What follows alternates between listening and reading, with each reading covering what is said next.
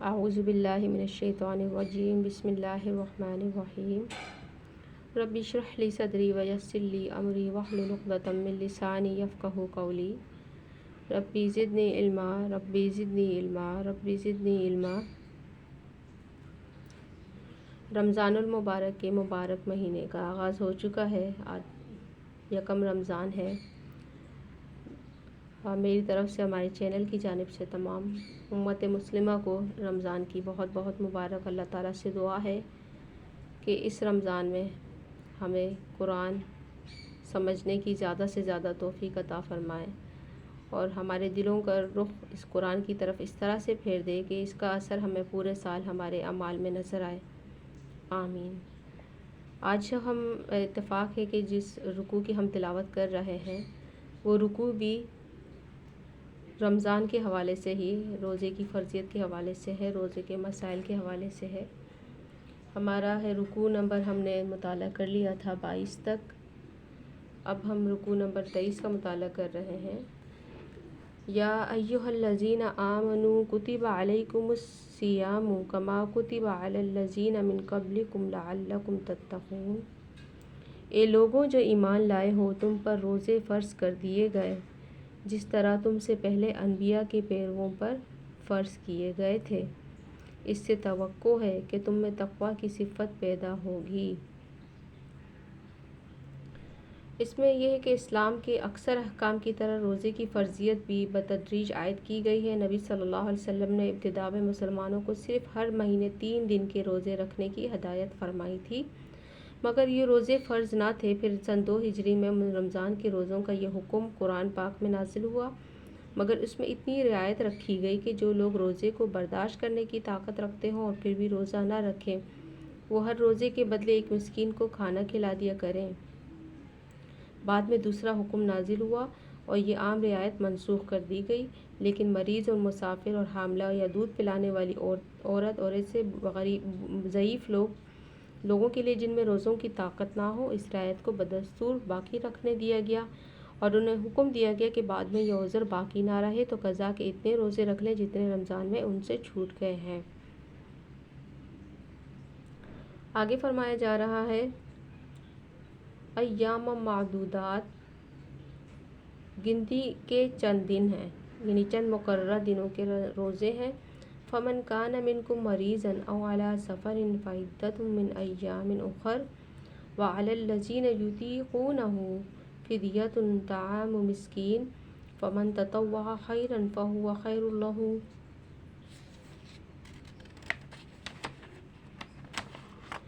وَأَن تَصُومُوا خَيْرٌ لَكُمْ وَإِن كُنتُمْ تَعْلَمُونَ۔ چند مقررہ دنوں کے روزے ہیں، اگر تم میں سے کوئی بیمار ہو یا سفر پر ہو تو دوسرے دنوں میں اتنی ہی تعداد پوری کرے، اور جو لوگ روزہ رکھنے کی قدرت رکھتے ہوں اور پھر نہ رکھیں تو وہ فدیہ دیں۔ ایک روزے کا فدیہ ایک مسکین کو کھانا کھلانا ہے، اور جو اپنی خوشی سے کچھ زیادہ بھلائی کرے تو یہ اسی کے لیے بہتر ہے، لیکن اگر تم سمجھو تو تمہارے حق میں اچھا یہی ہے کہ روزہ رکھو، یعنی ایک سے زیادہ آدمیوں کو کھانا کھلائے یا ایک روزہ یہ کہ روزہ بھی رکھے اور مسکین کو کھانا بھی کھلائے۔ یعنی فدیے کے بارے میں بتایا گیا ہے کہ فدیہ کیا دیں گے جو لوگ قدرت رکھتے ہوں لیکن روزہ نہ رکھ سکیں، جیسے کسی بیماری میں ہوتا ہے کہ ڈاکٹر کہہ دیتے ہیں کہ آپ روزہ نہ رکھیں، تو اس صورت میں جو ہے یہ ہے کہ فدیہ دیا جاتا ہے۔ کسی بھی صورت میں جو آپ روزہ نہ رکھ سکیں تو اس کے لیے ہے کہ فدیہ دیا جاتا ہے۔ تو فدیہ یہ ہے کہ ایک مسکین کو کھانا کھلانا ہے، یا یہ کہ اپنی خوشی سے اس سے زیادہ کچھ بھلائی کر لیں تو اس کے لیے بہتر ہے، یعنی ایک سے زیادہ آدمی کو کھانا کھلائے یا یہ کہ روزہ بھی رکھے اور مسکین کو بھی کھانا کھلائے تو یہ اس کے لیے زیادہ بہتر ہے۔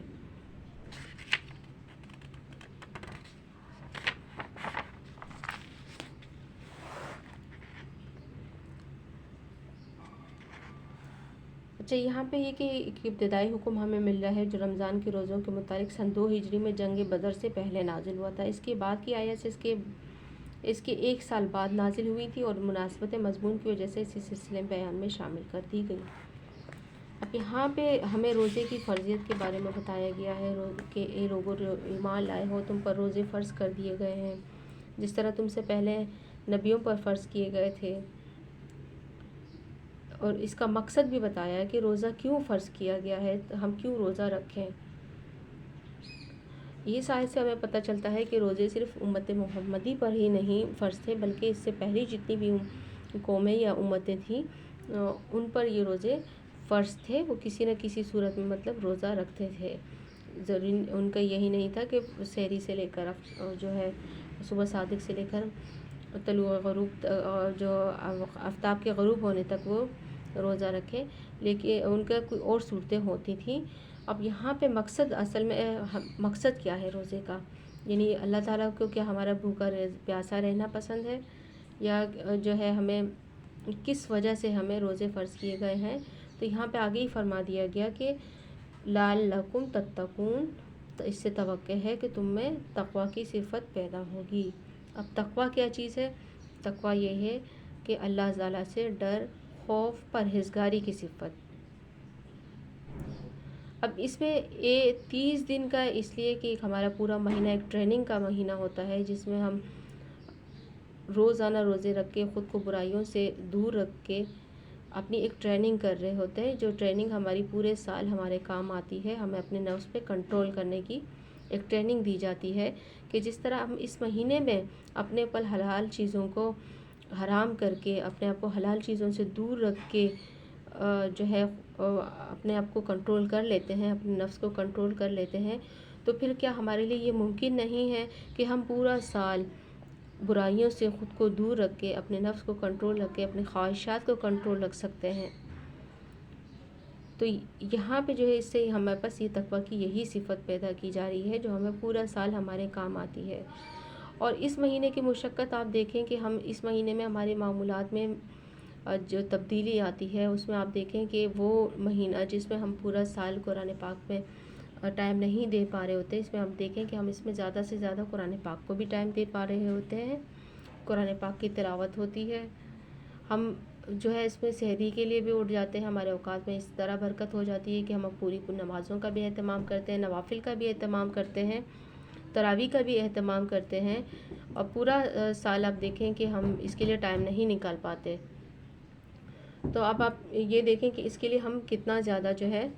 ہم ٹائم نکال پاتے ہیں، ہمارے ٹائموں میں برکت آ جاتی ہے، اور ہر چیز میں ہماری برکت آپ دیکھتے ہیں کہ اس میں آ جاتی ہے۔ تو یہی چیز اس ٹریننگ کا جتنا زیادہ آپ دیکھیں کہ اگر ہم کسی کپڑے کو بھی مشین میں دھوتے ہیں تو جتنا زیادہ مشین تیزی سے گھومتی ہے، جتنا زیادہ تیزی سے اس کو رگڑا لگاتی ہے، تو اتنی ہی زیادہ وہ کپڑے جو ہے صاف ہو کے نکلتے ہیں۔ تو اس میں آپ دیکھیں کہ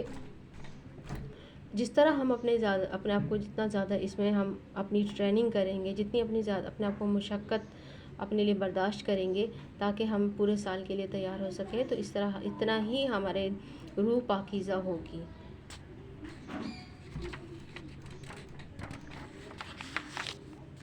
آگے فرمایا جا رہا ہے شہر رمضان الذی انزل فیہ القرآن ھدی للناس وبینات من الھدی والفرقان فمن شہد منکم الشہر فلیصمہ ومن کان مریضا او علی سفر فعدۃ من ایام اخر یرید اللہ بکم اليسر ولا یرید بکم العسر ولتکملوا العدۃ ولتکبروا اللہ علی ما ھداکم ولعلکم تشکرون۔ اب یہاں فرمایا جا رہا ہے کہ شہر رمضان الذی، رمضان وہ مہینہ ہے جس میں قرآن نازل کیا گیا، جو انسانوں کے لیے سراسر ہدایت ہے اور ایسی واضح تعلیمات پر مشتمل ہے جو راہ راست دکھانے والی اور حق و باطل کا فرق کھول کر رکھ دینے والی ہے۔ لہٰذا اب سے جو شخص اس مہینے کو پائے اس کو لازم ہے کہ اس پورے مہینے کے روزے رکھے، اور جو کوئی مریض ہو یا سفر پر ہو تو وہ دوسرے دنوں میں روزوں کی تعداد پوری کرے۔ اللہ تمہارے ساتھ نرمی کرنا چاہتا ہے، سختی کرنا نہیں چاہتا، اس لیے یہ طریقہ تمہیں بتایا جا رہا ہے تاکہ تم روزوں کی تعداد پوری کر سکو، اور جس ہدایت سے اللہ نے تمہیں سرفراز کیا ہے اس پر اللہ کی کبریائی کا اظہار و اعتراف کرو اور شکر گزار بنو۔ اب اس روزے کی رمضان کی اہمیت کس وجہ سے ہے، یہ اتنا اہم مہینہ کیوں ہمارے لیے؟ ہمارے لیے سب سے زیادہ اہم چیز اس میں یہ ہے کہ اس میں قرآن پاک کا نزول ہوا، قرآن پاک نازل ہوا، وہ کتاب جو ہمارے لیے ہدایت کا سرچشمہ ہے، جس سے ہی ہمیں اپنی زندگی گزارنے کا ڈھنگ ملتا ہے کہ کس طریقے سے ہمیں زندگی گزارنی ہے۔ اس میں ہمارے تمام مسائل کا حل موجود ہے۔ اسی وجہ سے اس مہینے کی اتنی زیادہ اہمیت ہے، اور اس میں جو ہے بتا دیا گیا ہے کہ یہ قرآن نازل کیا گیا ہے اس مہینے میں، تو یہ قرآن کیا ہے؟ یہ انسانوں کے لیے سراسر ہدایت ہے۔ اس میں ایسی واضح تعلیمات ہیں جو ہمیں سیدھا راستہ دکھانے والی اور سچ اور جھوٹ کا فرق کھول کر رکھ دینے والی ہے۔ اب یہاں پہ جو ہے کچھ مسائل بیان کیے گئے روزے کے، کہ سفر کی حالت میں روزہ رکھنا یا نہ رکھنا آدمی کے اختیار تمیزی میں چھوڑ دیا گیا ہے۔ نبی صلی اللہ علیہ وسلم کے ساتھ جو صحابہ سفر میں جایا کرتے تھے، ان میں سے کوئی روزہ رکھتا تھا اور کوئی نہ رکھتا تھا، اور دونوں گروہوں میں سے کوئی دوسرے پر اعتراض نہ کرتا تھا۔ خود حضرت صلی اللہ علیہ وسلم نے بھی کبھی سفر میں روزہ رکھا ہے اور کبھی نہیں رکھا ہے۔ ایک سفر کے موقع پر ایک شخص بدحال ہو کر گر گیا، اس کے گرد لوگ جمع ہو گئے۔ نبی صلی اللہ علیہ وسلم نے یہ حال دیکھ کر دریافت فرمایا، کیا معاملہ ہے؟ عرض کیا گیا، روزے سے ہے۔ فرمایا، نیکی نہیں ہے؟ جنگ کے موقع پر تو آپ حکماً روزے سے روک دیا کرتے تھے تاکہ دشمن سے لڑنے میں کمزوری لاحق نہ ہو۔ حضرت عمر رضی اللہ تعالیٰ عنہ کی روایت ہے کہ ہم نبی صلی اللہ علیہ وسلم کے ساتھ 2 مرتبہ رمضان میں جنگ پر گئے، پہلی مرتبہ جنگ بدر میں اور آخری مرتبہ فتح مکہ کے موقع پر، اور دونوں مرتبہ ہم نے روزے چھوڑ دیے۔ ابن عمر کا بیان ہے کہ فتح مکہ کے موقع پر حضور صلی اللہ علیہ وسلم نے فرما دیا تھا کہ انہو یوم قتال فافطروا۔ دوسری روایت میں یہ الفاظ ہے، انکم قد دنوتم من عدوکم فافطروا اقوی لکم، یعنی دشمن سے مقابلہ درپیش ہے، روزے چھوڑ دو تاکہ تمہیں لڑنے کی قوت حاصل ہو۔ عام سفر کے مقابلے میں یہ بات کہ کتنی مسافت کے سفر پر روزہ چھوڑا جا سکتا ہے، حضور صلی اللہ علیہ وسلم کے کسی ارشاد سے واضح نہیں ہوتا، اور صحابہ کرام رضی اللہ تعالیٰ عنہ کا عمل اس باب میں مختلف ہے۔ صحیح یہ ہے کہ جس مسافر پر عرف عام میں سفر کا اطلاق ہوتا ہے اور جس مسافرانہ حالت انسان پر طاری ہوتی ہے، وہ افطار کے لیے کافی ہے۔ یعنی یہ کہ ہمیں جس سفر میں جو ہے جہاں پہ ہمیں ہو کہ ہم یہاں پہ ہماری حالت خراب ہو جائے گی اور سفر میں تکلیف برداشت کرنی پڑے گی، تو وہاں پہ ہمیں روزے کی معاملے میں معافی ہے۔ اب یہاں پہ کہ جس روز آدمی سفر کی ابتدا کر رہا ہو، اس دن کا روزہ افطار کرنے کا اسے اختیار ہے، چاہے تو گھر سے کھانا کھا کر چلے اور چاہے تو گھر سے نکلتے ہی کھا لے۔ یہ دونوں عمل صحابہ سے ثابت ہیں۔ اب یہ امر کہ اگر کسی شہر پر دشمن کا حملہ ہو تو کیا وہاں کے جو مقیم ہونے کے باوجود جہاد کی خاطر روزہ چھوڑ سکتے ہیں؟ علماء کے درمیان اس میں مختلف فی ہے، یعنی بعض علماء اس کی اجازت نہیں دیتے، مگر علامہ ابن تیمیہ نے نہایت قوی دلائل کے ساتھ فتویٰ دیا تھا کہ ایسا کرنا بالکل جائز ہے۔ اب یہاں پہ ہے کہ اللہ تعالیٰ نے رمضان کو ہی کے دنوں کو روزے کے لیے مخصوص نہیں کر دیا گیا ہے، بلکہ جو لوگ رمضان میں کسی عذر شرعی کی بنا پر روزے نہ رکھ سکیں، ان کے لیے دوسرے دنوں میں اس کی قضا کر لینے کا راستہ بھی کھول دیا ہے، تاکہ قرآن کی جو نعمت اس نے تم کو دی گئی ہے اس کا شکر ادا کرنے کے قیمتی موقع سے تم محروم نہ رہ جاؤ۔ یہاں یہ بات بھی سمجھ لینی چاہیے کہ رمضان کے روزوں کو صرف عبادت اور صرف تقویٰ کی تربیت ہی نہیں قرار دیا گیا، بلکہ انہیں مزید برآں اس عظیم الشان نعمت ہدایت پر اللہ تعالیٰ کا شکریہ بھی ٹھہرایا گیا ہے جو قرآن کی شکل میں اس نے ہمیں عطا فرمائی ہے۔ حقیقت یہ ہے کہ ایک دانش مند انسان کے لیے کسی نعمت کی شکر گزاری اور کسی احسان کے اعتراف میں بہترین صورت اگر ہو سکتی ہے تو وہ صرف یہی ہے کہ وہ اپنے آپ کو اس مقصد کی تکمیل کے لیے زیادہ سے زیادہ تیار کرے جس کے لیے عطا کرنے والے نے وہ نعمت عطا کی ہو۔ قرآن ہم کو اس لیے عطا فرمایا گیا ہے کہ ہم اللہ تعالیٰ کی رضا کا راستہ جان کر خود اس پر چلیں اور دنیا کو اس پر چلائیں۔ اس مقصد کے لیے ہم کو تیار کرنے کا بہترین ذریعہ روزہ ہے۔ لہٰذا نزول قرآن کے مہینے میں ہماری روزہ داری صرف عبادت ہی نہیں ہے اور صرف اخلاقی تربیت بھی نہیں ہے، بلکہ اس کے ساتھ خود اس نعمت کو بھی صحیح اور موزوں شکر گزاری ہے۔ یعنی اس میں ہمارے پاس جو ہے قرآن پاک ہمارے پاس اس مہینے میں نازل ہوا ہے، تو اس نعمت کی اتنا بڑی نعمت اللہ تعالیٰ نے ہمیں دی ہے، تو اس کی شکر گزاری کے لیے ہم جو ہے اس کا عملی نمونہ روزہ ہے۔ وَإِذَا سَأَلَكَ عِبَادِي عَنِّي فَإِنِّي قَرِيبٌ أُجِيبُ دَعْوَةَ الدَّاعِ إِذَا دَعَانِ فَلْيَسْتَجِیبُوا لِی وَلْیُؤْمِنُوا بِی لَعَلَّهُمْ یرشدون۔ اور اے نبی، میرے بندے اگر تم سے میرے متعلق پوچھیں تو انہیں بتا دو کہ میں ان سے قریب ہوں، پکارنے والا جب بھی مجھے پکارتا ہے میں اس کی پکار کو سنتا ہوں اور جواب دیتا ہوں، لہٰذا انہیں چاہیے کہ میری دعوت پر لبیک کہیں اور مجھ پر ایمان لائیں۔ یہ بات تم انہیں سنا دو، شاید کہ وہ راہ راست پا لیں۔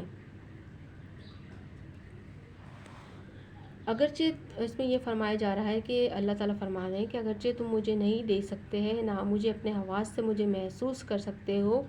لیکن اس سے یہ گمان یا یہ خیال نہ کرو کہ میں تم سے دور ہوں۔ نہیں، میں تو اپنے ہر بندے سے اتنا قریب ہوں کہ جب وہ چاہے مجھ سے عرض معروض کر سکتا ہے، حتیٰ کہ دل ہی دل میں جو کچھ مجھ سے گزارش کرتا ہے اسے بھی میں سن لیتا ہوں، اور صرف سنتا ہی نہیں فیصلہ بھی صادر کر دیتا ہوں۔ جن بے حقیقت اور بے اختیار ہستیوں کو تم نے اپنی نادانی سے اپنا رب قرار دے رکھا ہے، ان کے پاس تو تمہیں دوڑ دوڑ کر جانا پڑتا ہے، پھر بھی نہ وہ تمہاری سنوائی کر سکتے ہیں اور نہ ان میں یہ طاقت ہے کہ تمہاری درخواستوں پر کوئی فیصلہ صادر کر سکے، مگر میں کائنات بے پایہ کا فرمانروا، اے مطلق تمام اختیارات اور تمام طاقتوں کا مالک، تم سے اتنا قریب ہوں کہ تم خود بغیر کسی واسطے اور وسیلے سے اور سفارش کے براہ راست ہر وقت اور ہر جگہ مجھ تک اپنی عرضیاں پہنچا سکتے ہو، لہٰذا تم اپنی اس نادانی کو چھوڑ دو کہ ایک ایک بے اختیار بناوٹی خدا کے در پر مارے مارے پھرتے رہو، اور میں جو دعوت تمہیں دے رہا ہوں اس پر لبیک کہہ کر میرا دامن پکڑ لو، میری طرف رجوع کرو، مجھ پر بھروسہ کرو اور میری بندگی و اطاعت میں آ جاؤ۔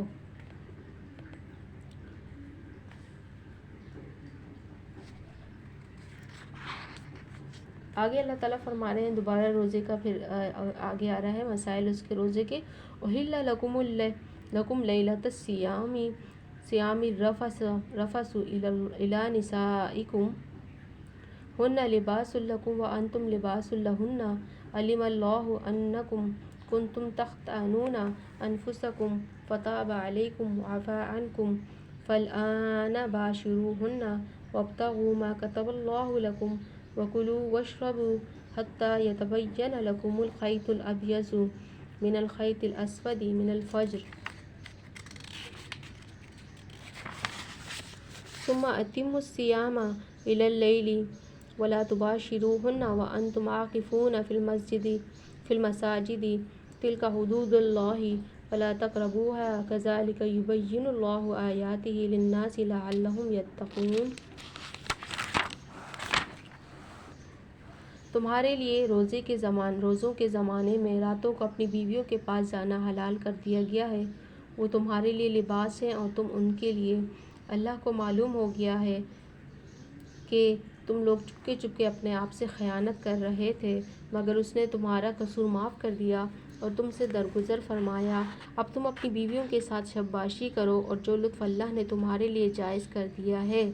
اسے حاصل کرو، نیز راتوں کو کھاؤ پیو یہاں تک کہ تم کو سیاہی شب کی دھاری سے سفیدہ صبح کی دھاری نمایاں نظر آ جائے۔ تب یہ سب کام چھوڑ کر رات تک اپنا روزہ پورا کرو۔ جب تم مسجدوں میں معتکف ہو تو بیویوں سے مباشرت نہ کرو، یہ اللہ کی باندھی ہوئی حدیں ہیں، ان کے قریب نہ پھٹکنا۔ اس طرح اللہ اپنے حکام لوگوں کے لیے بصراحت بیان کرتا ہے، توقع ہو کہ وہ غلط رویے سے بچیں گے۔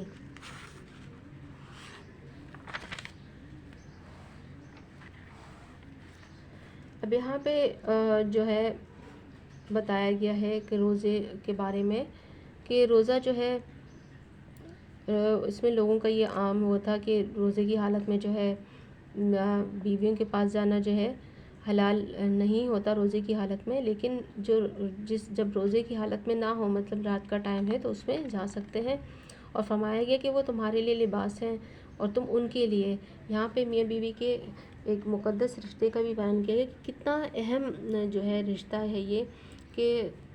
دونوں کو ایک دوسرے کا لباس قرار دیا گیا ہے۔ جس طرح ہم اپنے لباس کا خیال رکھتے ہیں کہ اس پہ کوئی داغ دھبہ چھیٹ کچھ کسی قسم کی بھی اس میں ایسی وہ خامی نہ آئے جو ہمیں بری لگے. لباس کے لیے ہم یہ خیال کرتے ہیں تو ہمیں یہ رشتے کا بھی اسی طرح سے تقدس رکھنا چاہیے کہ ایک دوسرے کی خامیوں کو چھپا کے رکھنا ہے، ان کو ختم کرنا ہے، ان عیبوں کو ہٹانا ہے.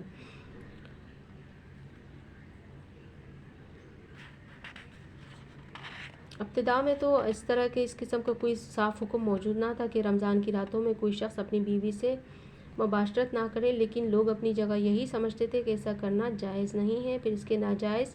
یا مکروہ ہونے کا خیال دل میں لیے وہ بسا اوقات اپنی بیویوں کے پاس چلے جاتے تھے. یہ گویا اپنی ضمیر کے ساتھ خیانت کا ارتکاب تھا. اس سے اندیشہ تھا کہ ایک مجرمانہ اور گناہگارانہ ذہنیت ان کے اندر پرورش پاتی رہے گی. اسی لیے اللہ تعالیٰ نے پہلے اس خیانت پر تنبیہ فرمائی، پھر ارشاد فرمایا کہ فعل تمہارے لیے جائز ہے،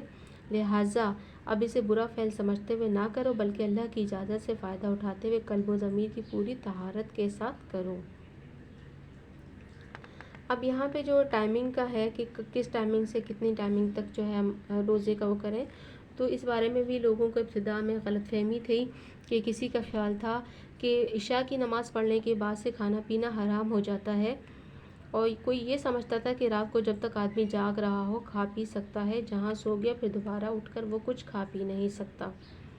یہ احکام لوگوں نے خود اپنے ذہن میں ہی سمجھ رکھے تھے، اس کی وجہ سے بسا اوقات بڑی تکلیفیں اٹھاتے تھے. اس آیت میں انہی غلط فہمیوں کو دور کیا گیا ہے. اس میں روزے کی حد طلوع فجر سے لے کر غروب آفتاب تک مقرر کر دی گئی ہے، اور غروب آفتاب سے طلوع فجر تک رات بھر کھانے پینے اور مباشرت کرنے کے لیے آزادی دے دی گئی ہے. اس کے ساتھ نبی صلی اللہ علیہ وسلم نے سحری کا قاعدہ مقرر فرما دیا تاکہ طلوع فجر سے پہلے آدمی اچھی طرح کھا پی لے. اسلام نے جو ہے اپنی عبادات کے لیے اوقات کا وہ معیار مقرر کیا ہے جس سے دنیا